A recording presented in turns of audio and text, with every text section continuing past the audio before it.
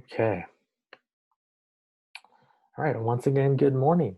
So today we're going to talk about extracurricular activities, and this sort of session episode, if you will, is will help for all grades, but ideally focused more on ninth, 10th, and rising 11th, because as rising seniors, there aren't too many things you can do at this point, but we'll talk about that.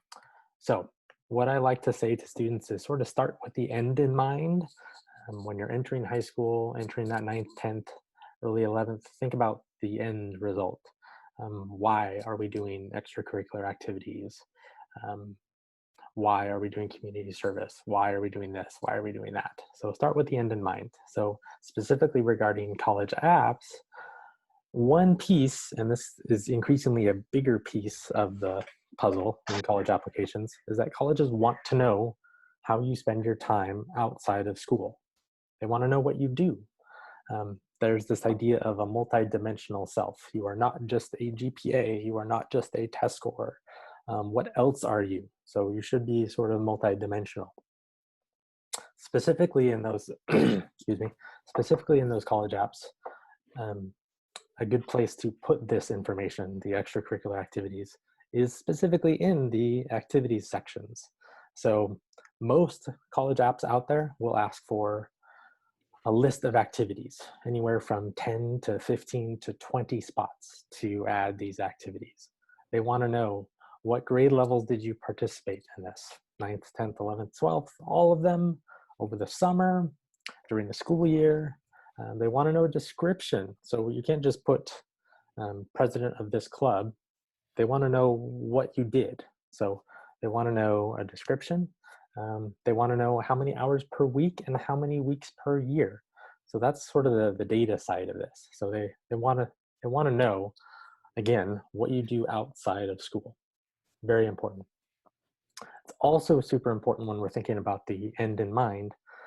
This idea of activities help you explore your interests, help you explore your passions, and it can lead or away from specific college majors and careers. I always use this example of myself when I'm talking to incoming freshmen at the beginning of the school year, sometime in September.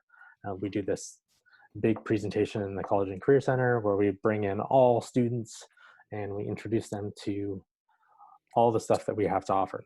And I use this example. So when I was in late junior high, very beginning of high school, I wanted to be a veterinarian. I really loved animals. I always had lots of pets growing up. Really wanted to help animals. So great, I'm going to go volunteer and do community service with animals. With at the time, ASAP didn't really have an age requirement, so I could go there. I could volunteer. And then I found out that a whole section of veterinary science is putting animals to sleep. And I did not like that whatsoever. So part of my activity was learning that I did not want to do this. And I learned that early on in high school. And that's super, super important for all of you students and parents encouraging your kids to explore those potential careers, explore those potential passions using your activities to do that, so that you can find what does fit and what doesn't fit. Both are equally important. So that's the end result. So now we're talking about what are colleges actually looking for in this activity section.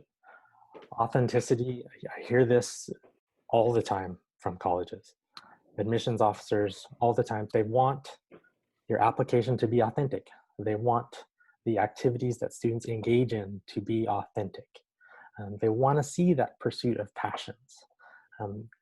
Oftentimes a really good application shows this sort of natural group of activities that a student loves doing.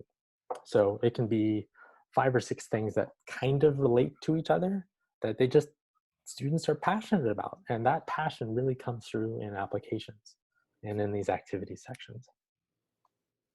This, I put this next bullet in quotes because this actually comes from Harvard. They want to see a sustained, meaningful service and involvement. So what exactly does that mean? They basically just want to see that you, over your 4 years in high school, they want to see that you are engaging in community service, engaging in exploration of your passions, engaging in interests. So they don't want to just see small snapshots of time that you are doing things. They want to see over the 4 years that you are sustained in doing things outside of school. Okay, they want to see that. They don't want to see they don't want to see box checkers. And I call box checkers the folks that are entering senior year and they're like, oh my gosh, I have no community service, I have no involvement, I'm going to go do all of these things just really superficially. And on an application, that will show up because on that, when you're clicking off, I did this in 9th, 10th, 11th, and 12th, those kids will have nothing 9th, 10th, and 11th, and a bunch of stuff 12th. That says a lot to a college admissions officer.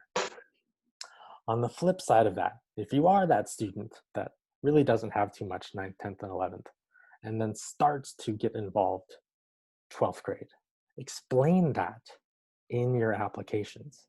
Explain like, you know what, I really struggled getting involved, but then I started to find some passions. And here's a cool story of me finding a passion or not finding a passion. Be upfront about that and explain it and talk about that. Okay, what exactly is an activity? So there's formal and informal activities. Formal are the ones that we hear about all the time. So community service, you'll hear it from me all the time too. Community service, student clubs, athletics, paid work, internships, summer programs. Those are your pretty typical formal activities because they're pretty much scheduled. They are a certain time of day, certain day of the week, maybe all summer long, they're scheduled. The informal, these can often be the ones that colleges really want to see because the informal ones are typically unscheduled. They are the ones that students are doing when they find themselves bored. They'll go do this. So that's like a hobby. That's a pursuit of a passion, creative interests, things like that. So the informal can oftentimes in an application show more about who you are as a person than a formal one. They're both equally important, but the informal ones could be quirky. They could be ones that tell a really cool story in an application. So just sort of pay attention to both. It's not just the formal ones that are important as in terms of activities. Okay, here's a cool assignment for students, parents to have your kids do. I call this a life tracker exercise. So over the course of a week, grab a journal or your phone and literally write down everything you do over that week. So time frame, so I wake up in the morning, I have breakfast for 15 minutes, I go for a run, I go read a book. Literally write down your life for a week and then see what you actually spend your time on and where do you spend your time. So when nobody's really looking, what do you find yourself doing? Okay. So this is a pretty fun exercise because at the end of the week, you look back and you're like, oh, wow, I had no idea I spent that much time reading novels. That's cool. Maybe that turns into a story on a college application. Okay, so timeline stuff a little bit. 9th and 10th grade is really about just exploration and trying things out. Finding something, oh, that kind of sounds cool. Oh, my friend's doing this. Let me go try it with it. So join or start a club. We usually have about 30 or so clubs on campus at any given time, but students can always create something new if there isn't a club for them. They can create it. Try a sport if you're into that. If you're not, totally fine. Try to find a place to volunteer. Again, pursue those interests, pursue those passions. If you were like me and were interested in veterinary science, I went out and I volunteered at ASAP. Yeah. That could be completely not for you, and that's fine. Find something else. Okay, just find something to start to get involved with. And then look at what you've always been interested in and try to match that with activities. This is where you have to do a little bit of creative thinking, and we as counselors and your parents, obviously, it can help you try to take your interests and match those to activities. Um, but start with that. Start with something you are interested in and find an activity um, to do that with.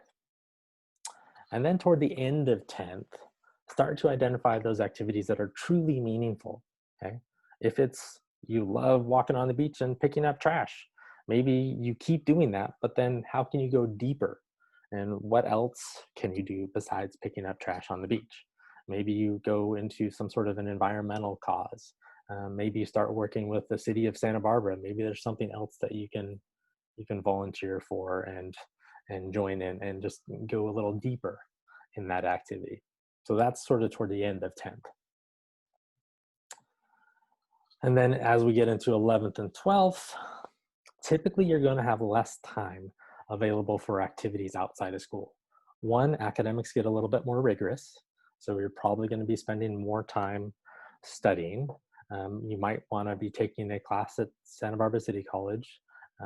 Your sports, if you've been into sports, maybe you're at your varsity level now, so there's more practice time.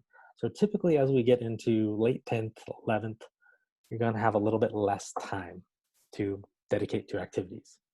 So you need to prioritize those activities. Which ones are really meaningful? Which ones are important to you? And then let go. Be okay letting go of the activities that aren't. And colleges want to see that too. They don't want to see you sustained involvement in every single thing. They expect to see you try things early on and then start to prioritize and figure out which ones are super important and then sustain all that too. Okay. And then as you're getting into 11th and 12th as well, where can you potentially show leadership if you are that kind of a kid?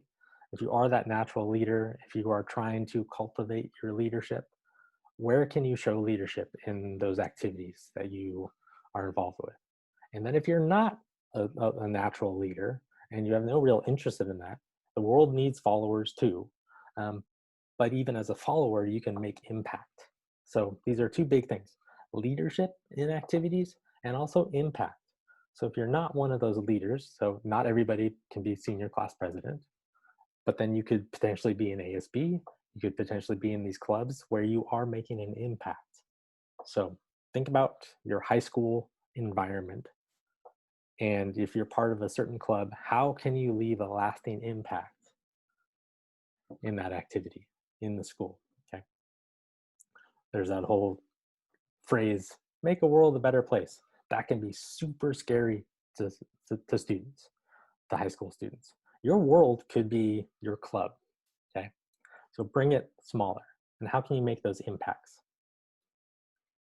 And then also think about on some college apps, they will ask you, which one of these activities are you going to continue in college?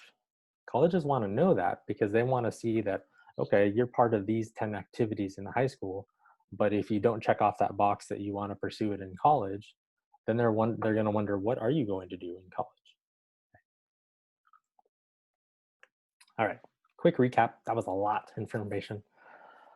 I didn't say this earlier, but there really is no magic number of community service hours, okay? If you have 150, great, 200, fantastic. There's no magic number. It's sort of how you used those hours and what you learned from doing those hours. Yes, we have a graduation requirement, which this coming year, things might change a little bit, depending on, can all students do community service? Don't know that yet.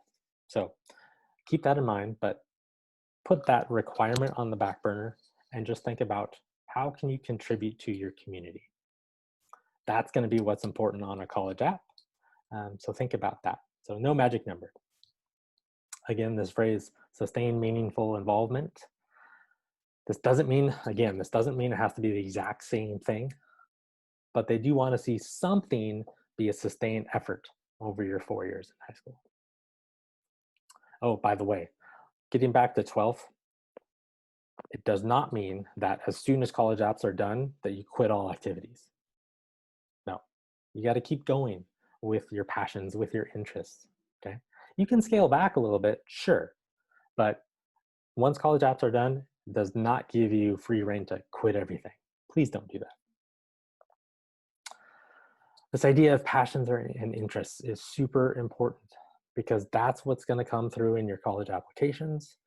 That's what's going to help you pair that with a potential major and a potential college and a potential career. Okay? So those passions or interests.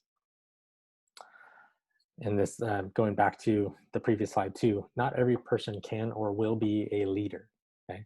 But every person can make an impact in their world, whether that's global scale or much, much smaller, okay?